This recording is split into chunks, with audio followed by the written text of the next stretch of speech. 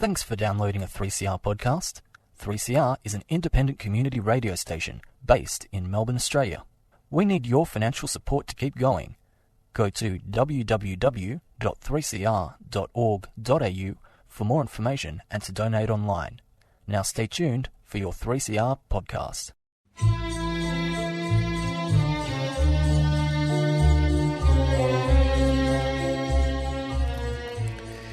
Sabah al-Khair, good morning dear listeners. You're listening to Radio 3CR on 855 AM and Palestine Remembered with Robert Martin, Nasser Mashni and Yousef Ahmed al-Rimawi.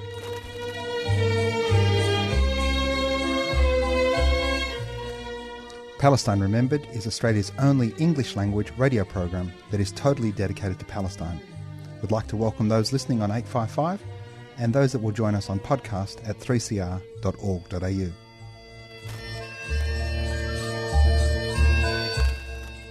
Thanks for joining us. Stay with us and enjoy the episode.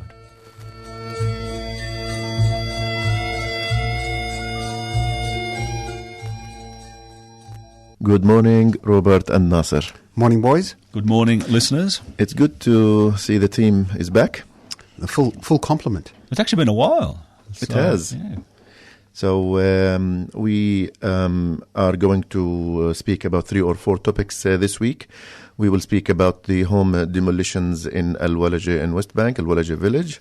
Also, we have an outstanding announcement that Nasser is going to tell us more about the reward. I'm not going to even mention the name yet. And the despicable actions of America withdrawing money from the Palestinian aid. It's basically America's war on refugees. Mm-hmm. And we will end with another pleasant surprise. So without further delay, we will start with what is happening in Walajeh village. Israel is demolishing more Palestinian homes in basically response to the steadfastness of the people. And I believe, Robert, this is one of the places you have been to in your last visit to Palestine last year. I did. So I spent a little bit of time in Walajeh doing some olive picking. And so I met a lot of the families which are close by. Tell us, before we jump to the destruction, describe what you've seen. Describe the village. So the village, they've got some perfectly good homes that have been made for many, many years have been there. You're going down this very, very windy street, and on the right, they've been deemed to be demolished. And as you go down the windy street, you can see the hills where there's a lot of olive trees, a lot of spare land where people could use it. But typical in Palestine, seeing the kids run across the road and playing and having fun, just happy people. And so when I saw this on the news, because Israel demolished a minimum of 3 houses in the last week, and you could see the families trying to protect their homes. You can see... Well, at one point there was 140 people in the homes trying to save them from demolition, but the Israelis threw multiple stun grenades in there. They were dragging women, kicking and screaming out. I mean, it was just a full-on storm invasion. Now, these are homes that are being built on Palestinian land inside the West Bank. The Palestinians need Israeli permits for... can't get the permits. They build because their families are growing. This village has lost 70 or 80% of its land over the period since 1948. Much of the land is now an Israeli national park to stop. That's what they've deemed it, an area which can't be built on. So the Palestinians can't build there. What were agricultural lands for this farming community have been stolen from this community. And now where you were picking olives only less than a year ago, Rob, those horrific videos that got sent to you from the villages. Yeah, it's a horrible thing because these families have known that one day potentially this will happen. Last time when it did happen, which was a few years ago, the soldiers go in there, they start at 2 or 3 in the morning and they ended up doing a number of houses. But the soldiers then intimidate the people, they laugh at them. And these Palestinians, they don't get given another place to go. And so you've got a mother and a father, they're all families are pretty large trying to live together. They've got nowhere to go. And the really sad part is that you can walk 200 metres away down the road and you'll see this brand new state-of-the-art fence that stops you from getting through. And you can see all of this land that they could utilise, but Israel has deemed it to be uninhabitable because they need a green area, they need a park. A national park. And it just shows the despicable behaviour and the horrendous way they look at Palestinians that they can do this. And they don't do it in a peaceful way, as you said, Nasser. They're throwing these stun grenades in there. They're fully armed people with, the M16s, the Uzi. It's horrific. Well, they're stormtroopers, no regard for humanity. I mean, we saw pictures of kids sleeping in cars overnight because their home is no longer there. And also, in some of the cases, Israel doesn't determine the exact time of demolition, so they turn up and they give you a few minutes to leave the house, and in few minutes you can just take out whatever. You can imagine if somebody tells you that in 15 minutes not even 15 minutes, maybe in 10 minutes I'm gonna demolish your house. But those 10 minutes are the culmination of a permit or of a notice that was given 5 years ago, or 7 years ago, or 2 months ago, or 10 days ago. Once the permit is given, there's no longer any sense of security or ability to plan or expect tenure in your own home that you've built with your own sacrifice, blood, sweat and tears. So this is part of their plan, is to make sure people don't break sleep the tight. determination of people, and in most of the cases, psychological warfare. Exactly, and the demolition takes place on the furniture and on the belonging of poor and needy people. And in this particular village only, which is a small village like any other village in Palestine, 80 homes were demolished in the last 30 years. Just on so people have an idea, Ahed Tamimi, who obviously became famous for being arrested, that village of Nabi Saleh, 80% of those houses are under demolition order, and so any day Israel can come through and demolish them. And so it's a relatively common practice. Oh no, it's disgusting. We've had Jeff Halper come to Australia probably on best part of a decade ago, but Jeff Halper is the chair of the Israeli Coalition Against Housing Demolitions.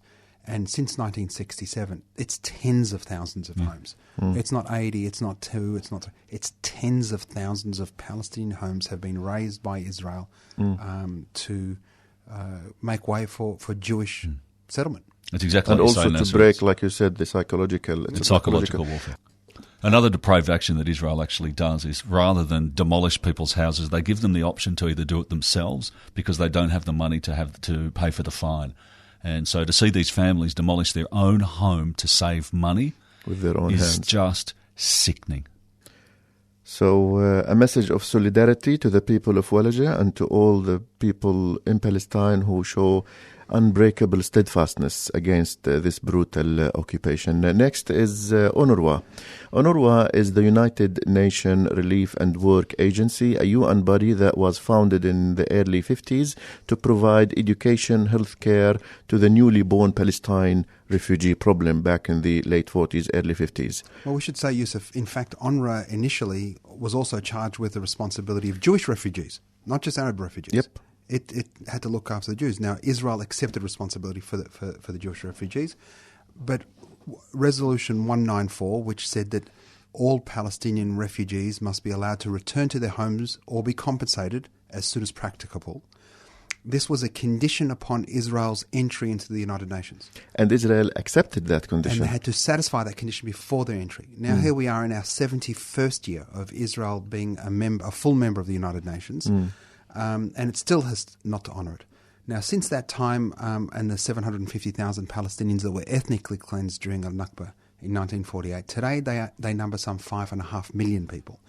And these are the people registered in UNRWA only. Correct, these are registered. I'm not registered in UNRWA, nor are you. But we are genuine refugees. We are genuine refugees, absolutely. Now, the reality is what Israel has been driving to do, because they're worried about demography. Because, if you celebrate God on a different day to Saturday, you're a threat, an existential threat to the Jewish state. Now, whilst these refugees have refugee status, and which means they should have a right, a legally defined right, to return to their homes and their ancestral lands, whilst they exist as refugees, they pose a risk. So the delegitimization campaign has been ongoing for many years, and it has been really accelerated under Netanyahu and Trump to say that, okay, you're a refugee if you left in 1948. Your descendants aren't refugees. Now, this is an absurdity because everywhere in the world, whether it be Afghanistan, Sudan, Congo, in Myanmar, even in Bosnia, everywhere, if you leave your children and grandchildren, they're refugees too. And international law states that until it's rectified. and it's also common sense. It's enshrined. It's in humanity, international law, that your descendants are also refugees of their country. Now, part of Trump and Kushner, Jared Kushner, Trump's son-in-law, part of their plan is to turn those 5.5 million people into something of the order of 50,000. It's as little as that, actual living descendants, living people from 1948. Suddenly they say, okay, well, the right of return, which is a core issue and something that no Palestinian can sign away for any other Palestinian. There's only 50,000 and we'll let you go. Tick that box. Jerusalem's gone. Tick that box. This is your state surrounded by demilitarized, et cetera, et cetera, et cetera. Within, a couple of enclaves in the West Bank. Box done. Shut up Palestinians. I mean, it's totally unacceptable. And this is the thing they don't understand. The Palestinian right to return is inalienable, which means it's something you were born with. No one can take it off anyone else. It is non-negotiable. It's historical. It's individual. I can't give my son's right away. My own son. I can't give his right away. It is his to choose whether he goes home. And what's perplexing is the fact that any Jew in the world, if they're barely a Jew, they're actually able to go over there and live for the rest of their life and get sponsored to be there. And receive and get the Israeli citizenship upon arrival. So here's a list of some of the Aliyah benefits, yeah? Free one-way flight and additional baggage, free transportation from the airport, financial assistance 6 months from the time of their arrival, free health insurance for up to 1 year. The Aliyah program for the young is 5 months in Israel for a period of 5 to 10 months, and within 10 years they get free ulpan. They get rental assistance for up to 4 years, customs benefits, university studies within 3 years, income tax benefits. For the first 3.5 years. They get within the first 7 years property purchase tax reductions. And for the first 15 years, they get mortgage assistance. Now, mind you that most of the refugees who make Aliyah live in first world country, like Australia, Canada, France, America, and they live in a protected way. Unlike the refugees in Palestine, who for four generations, they have been enduring the suffering of statelessness, worsening rights, especially in Lebanon, and we've spoken on this show about the list that keeps going longer and longer when it comes to even. We all know how horrific it is for a Palestinian and Lebanese refugee camp, let alone Yarmouk in Syria or Jordan, anywhere.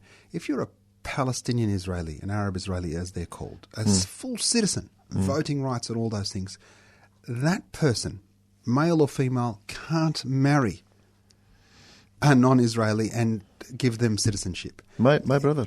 Your brother. Yeah. Let alone some a Jewish person from Romania, America, Australia, Britain can go and get all of those benefits and marry someone and immediately is a citizen and enjoy all of those benefits. But somebody who can trace their roots back hundreds and thousands of years, who's indigenous to the dirt, can't marry somebody from 1 kilometre over the apartheid wall. Coming back to UNRWA, one of the great complaints of the United States is that UNRWA is poorly run. The budget is somewhere between $1.2 and $1.5 billion. America gives $300 million of it, so between a quarter and a fifth of the total budget. America's not going to send any more because UNRWA's poorly run. The reality is, America is in the very start of a 10-year, $38 billion grant program into Israel, $3.8 billion a year going to Israel. On top of the billions of dollars they've spent in wars in Afghanistan and in Iraq, $46 billion this coming year and into Afghanistan, $13 billion into Iraq. To date, $753 billion in Iraq and $700 billion into Afghanistan. They've spent $1.7 trillion on those two wars, but UNRWA is poorly run. Now, UNRWA, with that $1.5 billion annual budget, which America supplies $300 million of, looks after 5.5 million Palestinians, has 70 odd schools, 59 camps, 500 odd thousand kids started school a few days ago for the first year. Also medical facilities, infrastructure, hospitals, social services, and some food form programs, of work-related programs. And most of the employees of UNRWA are Palestinians. So it's part of our own indigenous civil society. So, well, thanks for providing the context of the war on UNRWA, because it is the right of return. And the Americans know that very well. And we've seen the Trump's administration, what they did with Jerusalem. So here we go. We have the rules of engagement of U.S. administrations to the so-called peace process. Historically, we have the 5 major topics. Jerusalem, number 1, right of return, number 2, settlement, number 3, and then the water resources, and then the borders. So here we have gotten rid of 2 of the 5 topics, Jerusalem and the refugees. So let's talk about the other 3. Well, now, in light Yousef, of... we should just stop. There might be 2 of the 5, but they're the biggest 2. This is the most important. Yeah. This is not 2 of the 5. This is not only 40% of the whole total. This is the most important and most sacred. The number 1 is our right to return, and Jerusalem. And Jerusalem, number 2. And everything else can be followed after that. So they have gotten rid of the most important 2 topics, and of course their definition of the remaining is that we have political entity in West Bank, and now we have another political entity in Gaza, and then so no talk about statehood. So it's definitely a war on right of return, and it's definitely a war on statehood. Just on America, have they given any more money to any other people on earth than Israel? To a second degree, part of the Camp David agreement with Egypt is that Egypt will receive something like $3 billion in forms of aid, not in cash, of course. Some will get agricultural or military aid, and this is part of the Camp David agreement between Israel and Egypt. There are other forms of aid, but no one near as close. No, nothing, and no one is near as close. Also, something that's we've got to mention is that this action now, Kushner-Trump, what they're doing is rewarding Israeli extreme unilateralism. So Israel said Jerusalem's all of ours, supposed to be a final status negotiation. And they will say done. Done. Right of return, final status, let's talk about it later. Done. Settlements, let's not talk about settlements. Done. So the mentality of continuing to reward this unilateralism is emboldening the Israeli Knesset, the representative parliament of the constituency of the State of Israel, to pass things like the nation-state law, to enshrine apartheid. And the Jerusalem Affairs Minister, she said, this example proves that when Israel believes in its path and when the Israeli public unites behind our national interests, ultimately, the world concedes the truth and comes to our position. This is now happening with the Palestinian right of return. It happened with the decision to relocate the U.S. Embassy to Jerusalem, and it will happen in other areas if we show enough determination. And this has got to remember that UNRWA has a mandate that's given by the United Nations.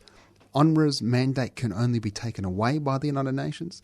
The last vote was in 2017. It happens every 3 years. And the vote was 167 in favour of UNRWA and 1 against. And guess who? And last thing on UNRWA, I was in the talk given by the top UNRWA guy in Australia in 2015, Mr. Pierre Cramble, and he started his speech by asking the audience to remember the major events that happened since 1951, because UNRWA started with the birth of the Palestinian refugee problem. And since then, he asked people to just think of major events. And people started saying the Korea War in the 50s, Kennedy in the 60s, and then the American-Cuban missile crisis. And of course, the list goes on and on and on in the 70s and 80s and 90s. And in 2018, here we go, the Palestinian refugee problem is still bigger than when it started. And this is, in fact, according to him, we cannot celebrate the anniversary of the birth of UNRWA because there is nothing to celebrate. The mandate of UNRWA will end when the refugee problem ends, and that is by return and compensation, not by continuing. So the Americans don't only to keep or to continue and sustain the refugee problem, they want to double the suffering of refugees by cutting the fund of the only source of livelihood and support. So you're listening to Palestine Remembered on 855 AM. And Nasser, you have an announcement for us. Yeah, no, very, very exciting announcements. I'm very proud to announce that we have announced the winner of the Jerusalem Quds Peace Prize. So our first one, which will be delivered on the 29th of November 2018. And this will be on the day of the International Day of Solidarity with the Palestinian people. And our inaugural winner is Professor Emeritus Stuart Rees Australia Medal. Fantastic. So congratulations. And he's a great friend of the show and been on We were before. lucky to have hosted him. Absolutely. And I'll read from the press statement that was sent out today. But can I ask you, before you read the statement, to tell us more about the prize? So the Jerusalem Peace Prize, its job is to recognise the inspirational and extraordinary contributions and devoted efforts of Australian humanitarians seeking to aid Palestinians in their call for justice. And by sharing their stories, by helping Palestinians, whether it be in the arts or in refugee rights or in the main sense, even from my point of view, in advocacy, in legitimising the Palestinian struggle for justice. He has all of that covered. He's done all of those things. He's an extraordinary human being and a great honour. So I'll just read from our press statement today. So Professor Emeritus Stuart Rees Australian Medal will receive the inaugural 2018 Jerusalem Quds Peace Prize in recognition of his persistent and courageous advocacy for the human rights of all Palestinians living in Gaza, the West Bank, Israel, the refugee camps and the Palestinian diaspora in general. The prize will be awarded by former Foreign Minister and New South Wales State Premier, the Honourable Bob Carr, at a dinner at Queen's Hall at Victorian State Parliament on the United Nations Day of Solidarity with the Palestinian people, Thursday the 29th of November 2018. It'll be an occasion to hear Professor Rees deliver the Quds Peace Prize lecture also. So if people go to jerusalempeaceprize.com, they'll be able to buy tickets for that night.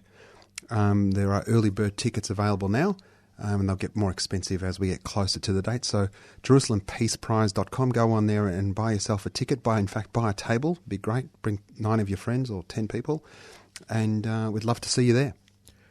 Congratulations, Professor Stuart Rees. And I think this initiative, Nasser, is a great reminder that the Palestinians under occupation or under statelessness suffering are not alone on their struggle. There are wonderful people around the world who do so much great work for Palestine and for their rights.